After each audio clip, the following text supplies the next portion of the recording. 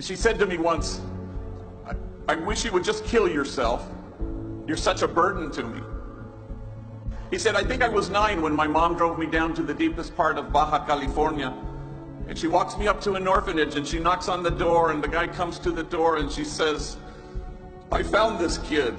And she left me there for 90 days until my grandmother could get out of her where she had dumped me, and my grandmother came and rescued me. My mom beat me every single day of my elementary school years with things you could imagine and a lot of things you couldn't. Every day my back was bloodied and scarred.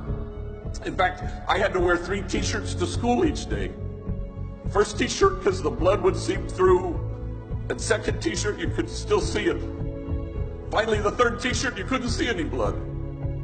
Kids at school, they'd make fun of me. Hey fool, it's 100 degrees. Why are you wearing 3 t-shirts?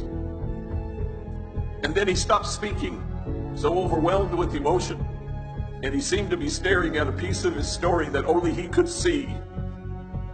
When he could regain his speech, he said through his tears, I wore 3 t-shirts well into my adult years because I was ashamed of my wounds.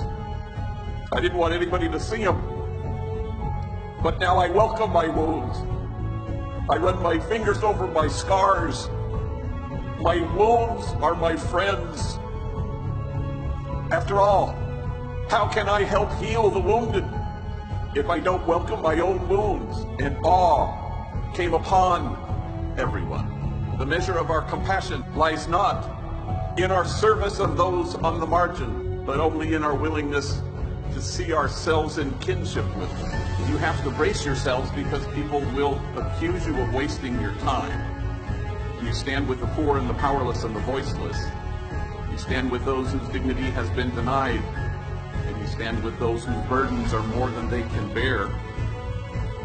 And you will go from here and have this exquisite privilege once in a while to be able to stand with the easily despised and the readily left out, with the demonized, so that the demonizing will stop. The gentle, kind soul, he's proof that only the soul that ventilates the world with tenderness has any chance of changing the world.